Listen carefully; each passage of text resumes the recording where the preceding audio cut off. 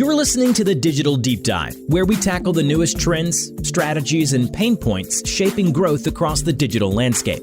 From Amazon and D2C to international expansion, join our host and e-commerce leaders across multiple industries for in-depth discussions on how to maximize your brands in the digital arena. Now, here's your host, Aaron Conant. Well, hello, everybody, and welcome back to the Digital Deep Dive. I'm your host here, Aaron Conant. If I kind of jump into what I want to talk about today, it's around content. And I don't think anybody's going to be shocked that content is top of everybody's mind. There's a lot of budget cuts going around. And, it's one of those things that always pops up. But recently did an event with Tom Logan over at Cohley around this case for not cutting content. And why should we hang on to it? And so it was a great conversation then. I want to make sure that we captured it here.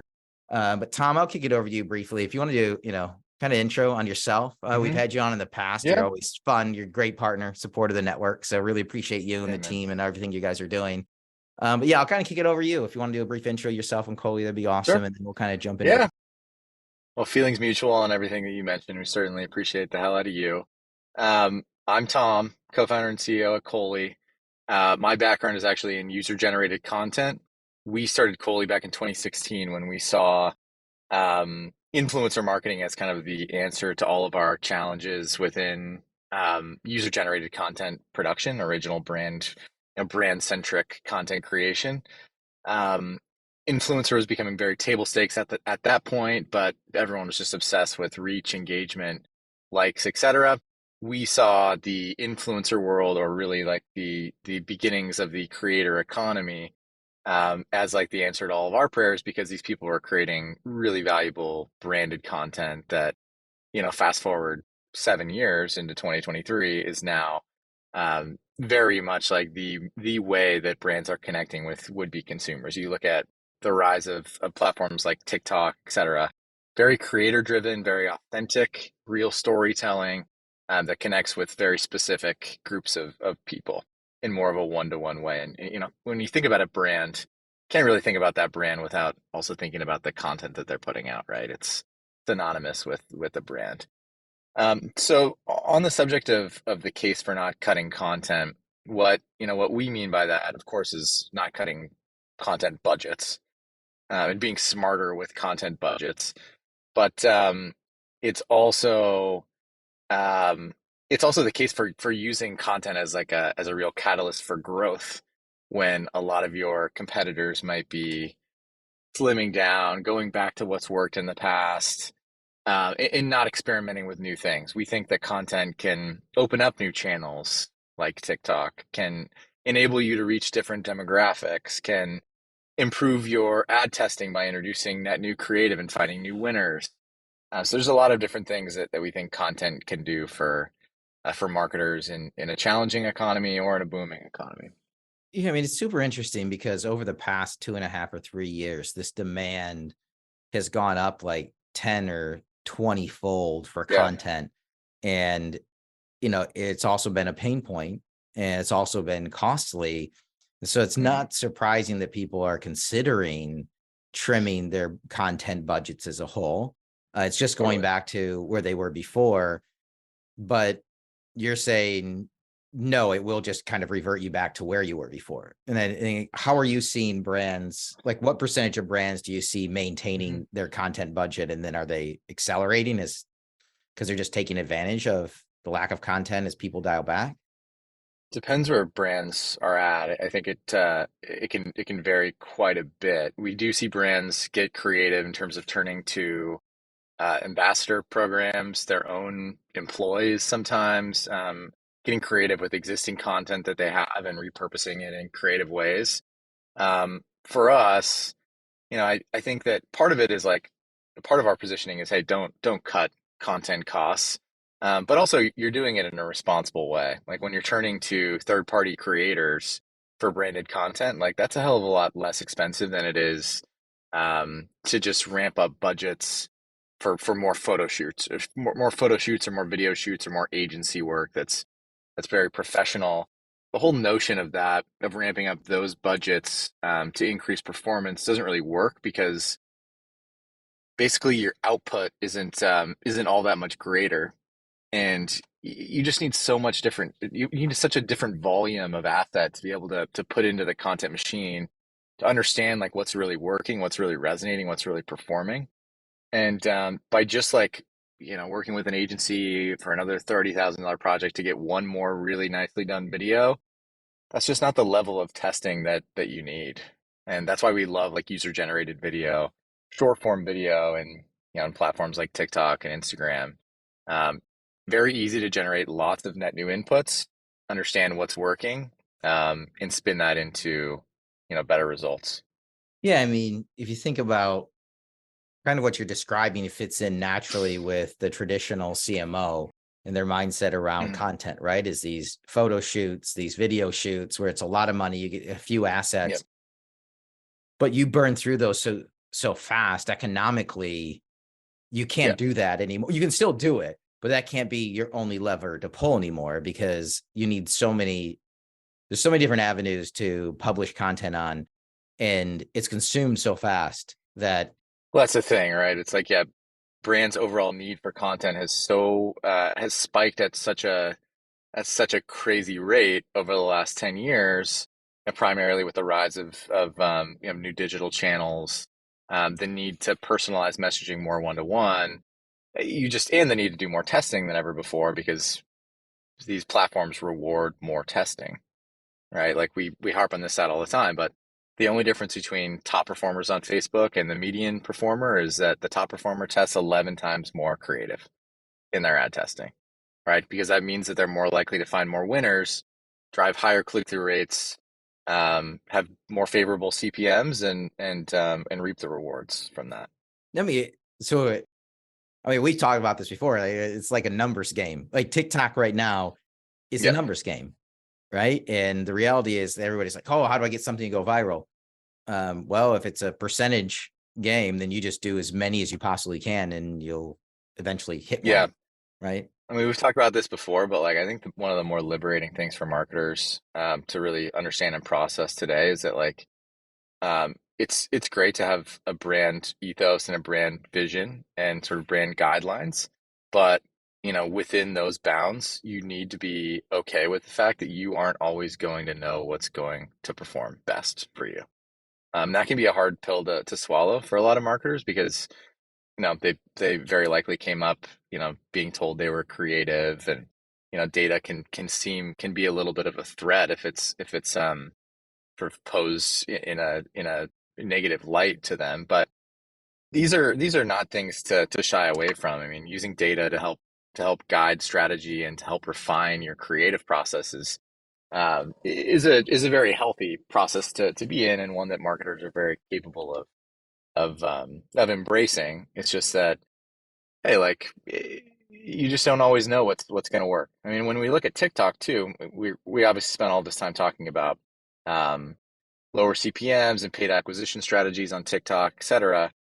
But like one of the more interesting things that we've been tracking with TikTok is how just like organic TikTok content is playing into the buyer journey.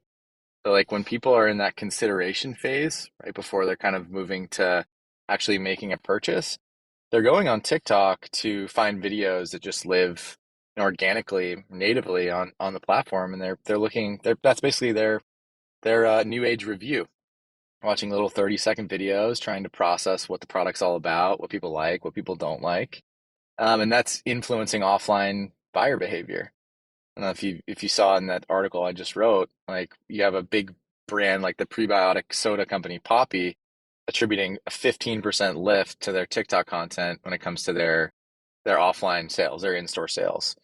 And they have all these complex attribution models, et cetera. They work with Walmart on some other retailers, but that's no joke, and that's not even tying back to paid. That's just having lots of content kind of flood this platform that people are spending an average of 62 minutes a day on, which is pretty mind blowing.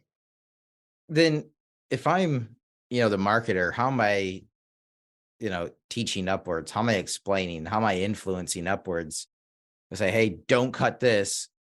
I need to test 9 out of 10 of these are going to fail, but one is going to give me 20x return, which is going to cover all the cost of everything else, right? It's almost like a PE mindset, right? I'm going to gamble on 10, 7 are going to lose, 2 break even, 1 wins, right? It's pretty much. It's like, and you don't I don't know if that's which a good one way to is going explain to it. flush out. Yeah, no, I think it's a very good way to explain it. Yeah. I mean, what's the difference between, 3x ROAS and 1x return on ad spend? I got to stay away from using too many acronyms. Try not to, but we live in this world. It could be difficult. But yeah, I mean, if you look at the sort of positive impact of finding net new winning creative, it can be massive. But then part of the challenge of it is that once you find that winning creative, you do have to still test, say, 20% of your creative against that new king of the hill, because there's always a risk of that content starting to fatigue, starting to wane in performance, and you got to make sure that you're trying to always replace it. So it's this like test and learn strategy that we see in like winning brands DNA. It's not just like let's test until we get it right. It's a total feedback loop. Yeah, I'm thinking if I'm heading up a marketing team, I'm probably setting like this little incentive in place where everybody's working together as a team. And anytime new creative outperforms a previous best creative, at that point in time, I'm dumping money into a pot, or I'm handing out a bonus or an Amazon gift card to everybody on the team. So it's not this individual effort, it's this group effort. And when one person wins, the whole team wins. How do we beat that top performing asset and just having to happen over and over and over again? Because you're right, that you can't just hang on to that one piece forever. In 2 weeks, it's going to be out of date, right? That's probably a reality. Totally. Yes. I mean, you see, like, really, when we talk about the case for not cutting content, what we're really talking about is risk mitigation, because it's everything is just a measure of risk, right? Especially when you get into the boardroom, the executive level. It's risk management, and to cut content does introduce risk that I don't think a lot of executives fully comprehend, because they see this as like, oh, it's like a bunch of photos or a bunch of videos. Like, we don't need this. Like, this is dumb. This isn't moving the needle for us. But like, it does. It really does. And when you start looking at the full funnel impact, the impact of finding new audiences, of establishing viable new acquisition channels, I mean, it's massive. Yeah, I think there's going to be a lot of case studies a year from now around, right now it's the case for not cutting content. A year from now, it's going to be the proof around, not cutting content. Because I think there's a lot of the trial and error that's going on right now. And it is hard sometimes to argue with the executive team when in some ways they're right. I can cut this now and save money. It's an easy cut, right? And you might be avoiding a riff, which is, obviously very painful, can have impacts on morale. Right. Those aren't exactly fun either. So sometimes, looking to cut variable, I get it. It's much easier. I want to go back to something that you said a few minutes ago, in terms of managing up. This was something that came up on the webinar as well.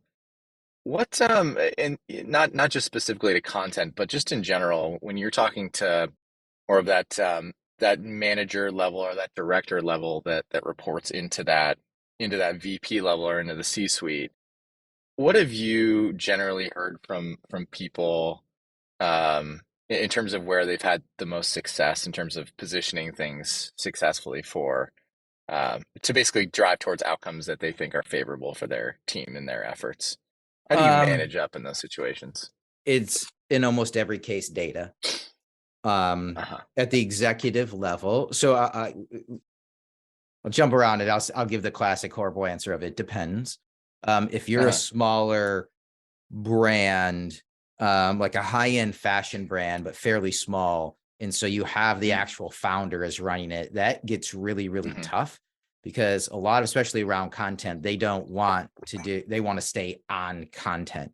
And so that's more of just a personal discussion around, hey, how is this going to enhance this brand personally to the right audience that they're trying to target to help them feel better? Because at the end of the day, a lot of times people who founded those, they already have enough money, right? And they're there because they like the awareness, they like their name on the brand, they like saying they run the brand, and it's good. But if they don't double next year or the next 3 years, they don't really care.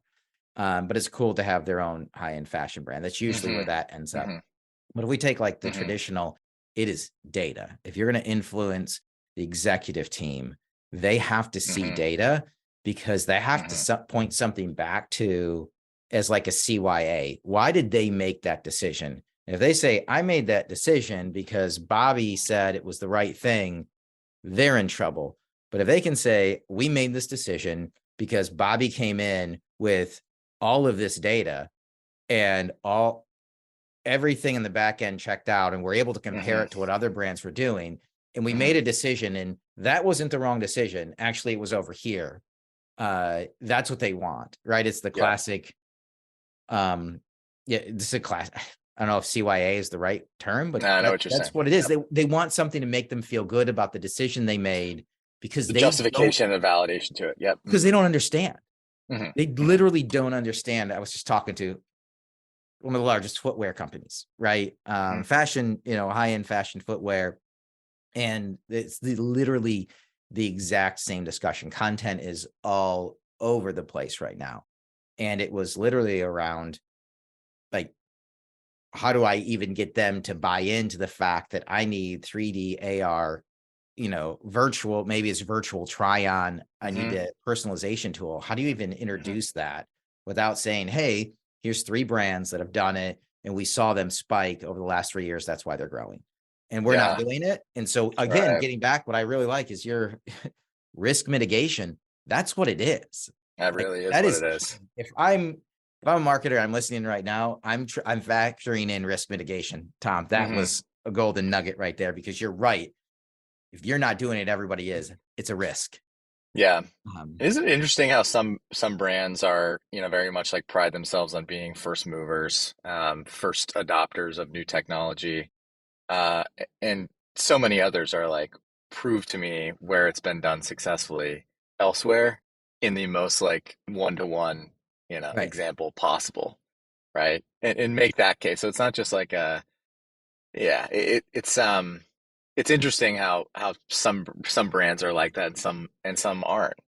Yeah, I think What do you think that is? Is that happy? Yeah. What's your read on why some brands fall into one category or the other? Directly, inversely, I should say, inversely proportional to size.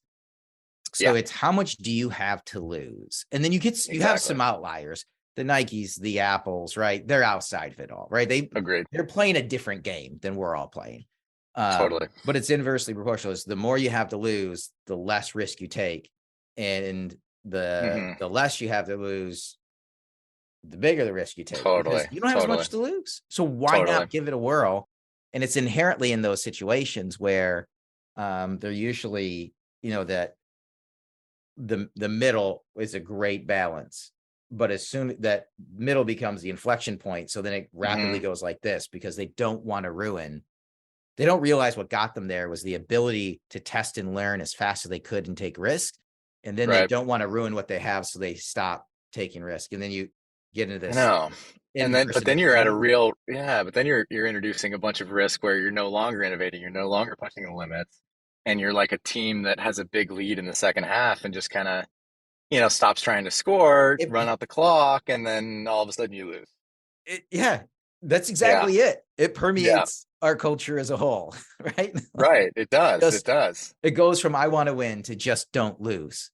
Yeah. So what do you think? What do you think the best balance is there? Removing Apple and Nike, is it like having an innovation team or innovation labs within that sort of larger org that helps infuse data and helps push the limit on it, or is it more of just like a cultural type of thing?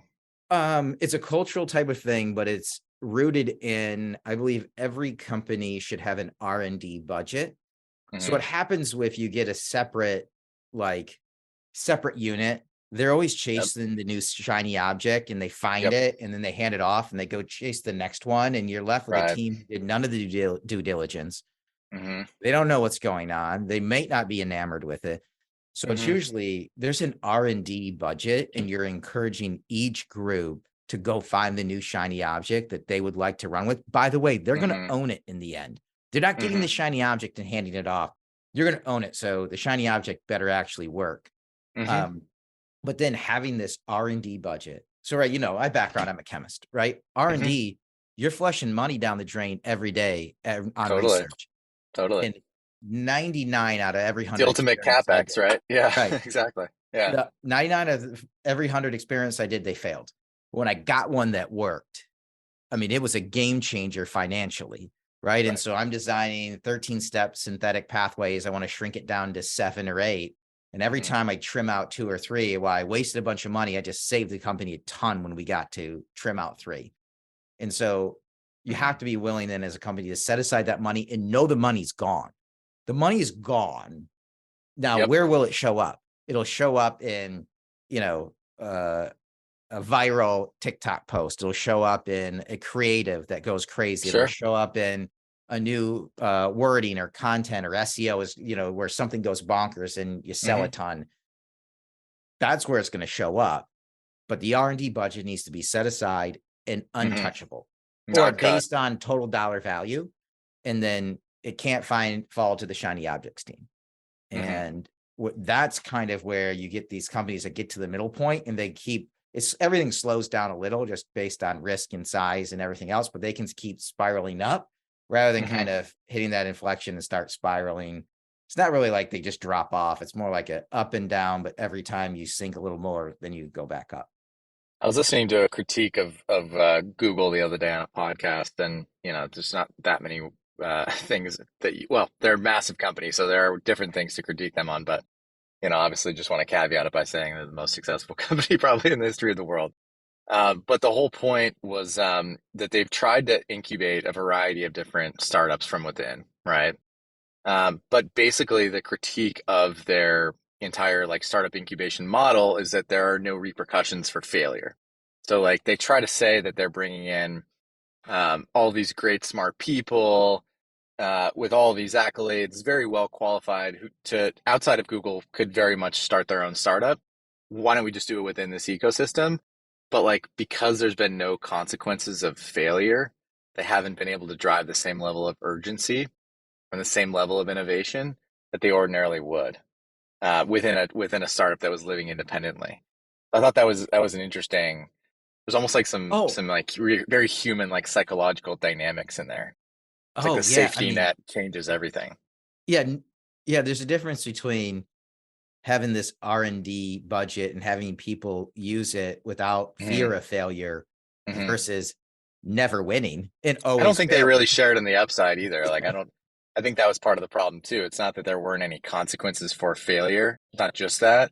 It's also that, they didn't have a real stake in the game. Part of the drive for a founder, obviously, is that if you have a hit on your hands, you're very much rewarded for that. Right. And if it's all the same to you, probably not going to put in that extra work and find solutions to the challenges that you're facing at any given time. Yeah. Wow. No. You have to get something out of it, right? If you're encouraging these people to go find the next hit and they get nothing on the back end. Right. I mean, some sort of rev share, whatever it is. Yep. Yeah. I mean, my wife was an engineer in automotive for a long time, and they rewarded everybody. If you came up with a new idea that worked, right? You got one of those game-changing ideas. Yeah. You got to check for figuring it out. And that was a big thank you. You just saved us a ton of, and it was all based on how much money you saved them. As it should be. And you could literally just, and people knew proportional, right? Exactly. Everybody wins in that scenario. Yeah. So what else should we talk about? Should we talk about, actually talk to me about, TikTok's obviously a hot button topic for just about everyone. What are you hearing from brands specifically related to TikTok right now? You have, on the one hand, we have, it's always our highest performing marketing collateral, TikTok. How do we jump on this opportunity? On the other hand, you have these complicated geopolitical factors that that also include the risk of potentially having the app be banned for a period of time, or forced to switch to U.S. ownership, et cetera. But generally speaking, just a lot of certainly a lot of like fervor and upside, but also just a lot of confusion on how to manage the opportunity. And what are you hearing from brands right now? I think you kind of nail it with the concern is, well, is this Yeah. going to be around? I'm kind of like, All right. ride the horse till it's not there anymore. It's a Yeah. great horse, right? Yeah. It's a good horse. Very Like if much you so. think the horse is going to win, the first two races in the Triple Crown and lose the third, you still That's a ride good, it and bet on it that's for a the good first two, comparison. right? Like, Yeah. 100%. why would you not ride this horse? It's here because we It's a good don't really analogy. know. We don't know if it's going to be around or not, but we do know Hmm. that it's performing for pretty much everybody. It doesn't have quite the same return on ad spend per unit, Hmm. but costs are lower to do anything on the platform. Right. And randomly, if you do enough, like we're talking about, if you do enough, you're gonna get a hit every now and again. Hmm. And so kind of that's number one. That's kind of my response is like Hmm. ride the horse as long as you can. The other thing is just, if again we break it down to on brand, I mean, how many times have we talked about this? You and I, the on brand, we had a chuckle about on brand versus off brand content. Hmm. You can't guarantee complete on brand content on the platform. It's not going to It's the happen wild, because wild west if it's for completely on traditional minded brand, people aren't creatives. going to look at it. They Hmm. want that authentic view. Totally. I mean, and so you have to be comfortable with that standpoint. And then you have to be comfortable with the data, right? Which is, something that we've chuckled about before is Hmm. when people think their audience is one demographic and it's actually another Hmm. demographic, are you going to Hmm. accept that or not? And that can completely change the course of your company, or it Yeah. can keep it on the flatline path it's on. Uh, Which part of the reason that we've laughed about it is that there are plenty of marketers who would rather stay flat or, grow more modestly and not sell into that audience that's clearly asking for it or demonstrating a real affinity for their product. I think it's hard. It's hard for founders, especially in the consumer product space, because a lot of times the reason they start a company is because they had a problem themselves that they wanted to solve for, and they just assume that their target market is going to be people who are exactly like themselves. But that's not always the case. I In call it fact, I me think it's search. I call it me yeah, search. yeah. It's like you just can't get out of your own head that like, okay, obviously this was my challenge. I'm going to sell to people exactly like me. A lot of times that's not the case. Yeah. I think it's also Yeah. funny when that's actually your problem when you kick off, the company, maybe you're 30 and you kick it off. By the time it really gets going, you're almost 40 and you're hitting your stride, not realizing that your target market is now 40, but you're still Yeah. trying to market to 30-year-olds. Yeah. Yeah. Yeah. they, Yeah. Yeah. they Yeah. already solved it. They're a completely different demographic now. Yeah. Yeah. Yeah. Yeah. Maybe They I'm don't have that aging problem. myself a little bit. No, no, no. Exactly. So what about we were talking about asset creation before we jumped on and then the organization of those assets across a large organization. I think that was the same footwear company that you were just talking to that has this same type of challenge. We see so many different silos come up um, between different parts of larger brands, larger, consumer goods organizations or consumer facing organizations where, we might work with one team, they generate a ton of assets and, they might cancel on us and then we'll start working with another team or we'll start talking to another team and they're like, "Oh my God, like this is exactly what we've needed. Like, why did we not have this?" I'm like, "Well, that's really a question for you all, not for us." I But mean, yeah, I mean, how do you, yeah, so explain the the flip problem. side happens Yeah. as well, which is, Hmm. um, where you're now an e-com and you inherit something like, where did Hmm. you come up with, how did you decide on this dam, right? Hmm. For digital asset management, how did you Hmm. decide on this dam over here? Hmm. Hmm. And they're like, well, we didn't, like they did. Well, why were they in charge of picking the asset manager? Right. Like, well, they were the only ones at the time. Well, when did you start talking to these guys? You unravel it. It was a couple years ago. And Hmm. this team that doesn't really deal with the digital assets, but they were the traditional marketing team, they got sold, right? And now Right. you're at a new one. And you have to unravel everything that they've done. So I think it's an inherent part of the organization of larger organizations today, that a lot of decisions had to be made really, really quick, starting, you know, at the start of the pandemic. Mm-hmm. Uh, Decisions had to be made quickly, Mm-hmm. and digital teams weren't big enough. And so those tasks were given to multiple people in multiple different departments. And once you've signed on to some of these contracts, they're so big and people don't want to admit that they're wrong, right? The best thing is just to say, listen, I messed up. I'm wrong. I made the best Of possible course. decision at the time. But now I agree. Let's move on to something different. But a lot of times you have the people that don't want to admit that and they're holding on to legacy solutions. Well, then they get siloed Mm-hmm. because this solution doesn't talk to, we'll say, Shopify. Mm-hmm. Well, if you're on Shopify and the solution doesn't have a built-in integration and you have to do a custom one, and every time Shopify is updated or your system's updated, they stop talking, like then you start breaking the silos and then you have finger pointing going on. And that really slows down organizations as a whole. But Mm-hmm. that's kind of like one of the biggest things that I see is this new technology that, there's something new launched every 2-3 weeks now that you quote unquote have to have. Mm-hmm. That they continually pop up because the sales teams for a lot of this tech, they want to get to anybody in the company, kind of like what you were talking about, which is, a lot of these solutions can touch 3 or 4 different parts. Oh yeah. And so they will get anyone. And a lot of times I'll have RFP. So, all I do is talk to brands all day, every day. And I'll talk to a brand and digital marketing one week and then on, web development the following week. And Mm-hmm. they're looking for the same solution, but they're not even talking to each other. They're Right. like, do you have any connections? Like, yeah, you need to talk to Bobby Yeah, at I your have own actually have a company. connection. Yeah, yeah, yeah. Yeah, yeah. It's the same email domain as you, believe it or not. Yeah, I know, right?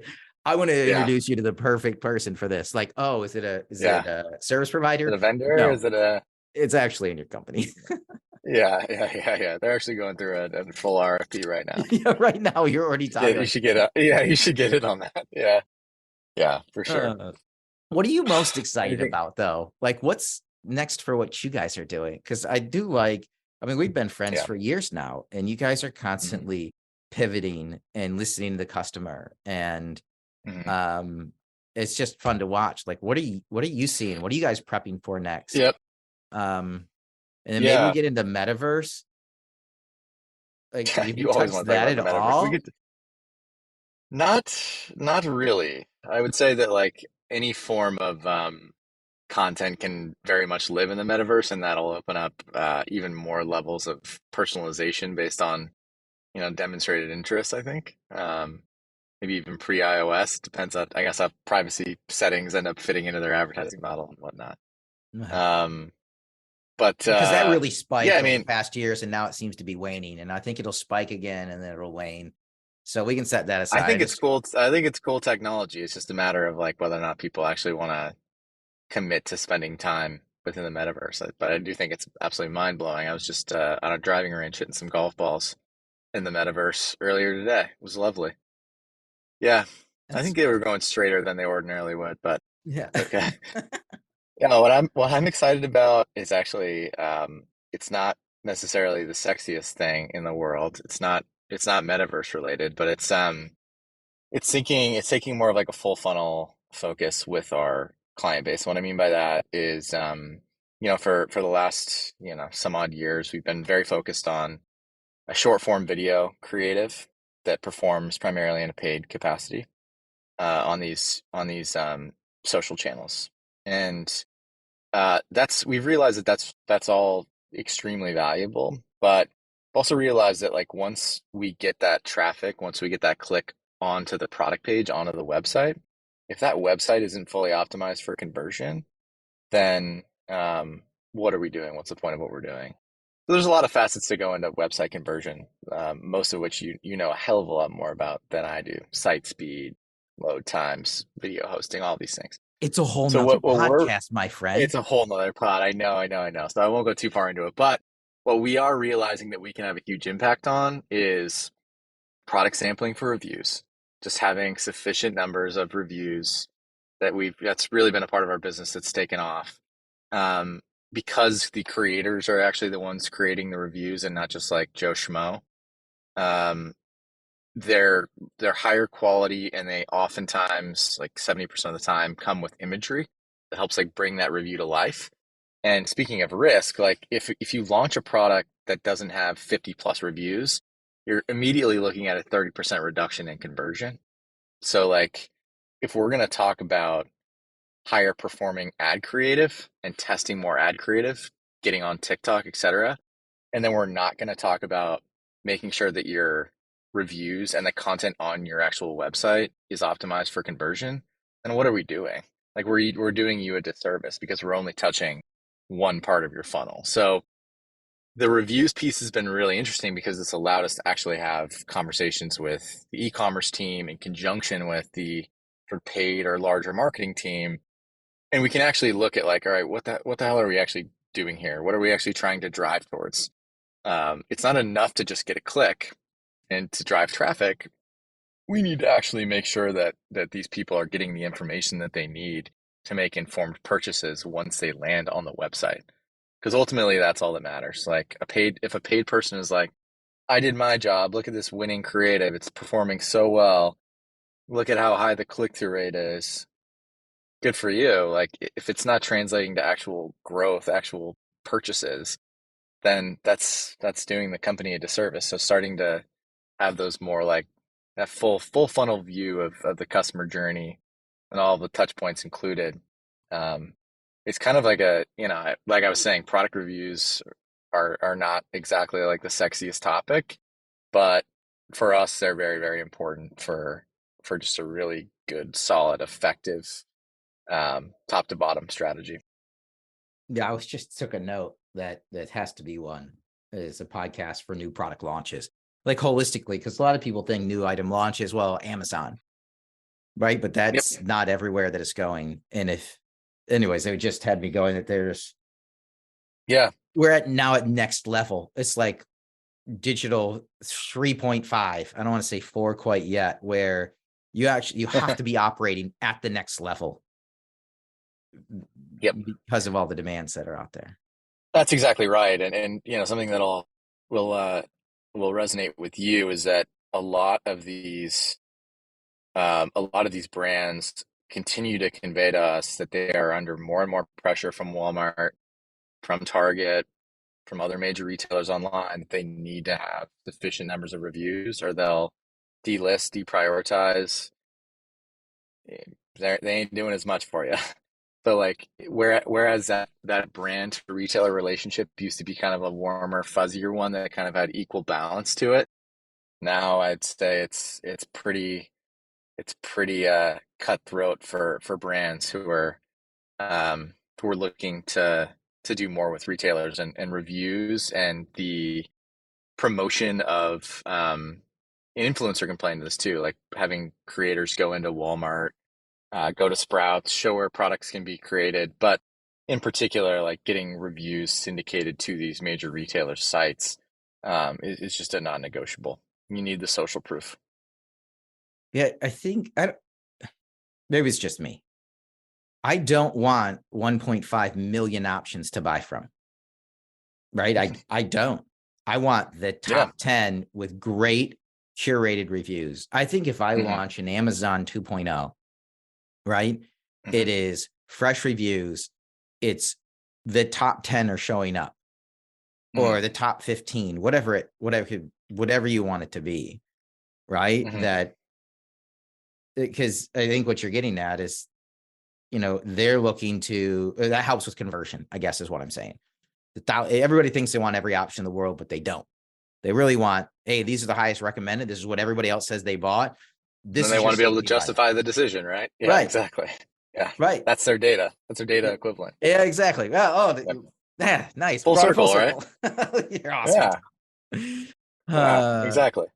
Oh, but that's exactly right. And what we're finding with these creators within our network is that they're very good at being able to take a product and create a review and of course we can talk about like video reviews, tutorials, etc., but just a written review that lives on a website and can then be syndicated to Walmart, Target, wherever else a brand is selling its products, and that can really, really move the needle for them.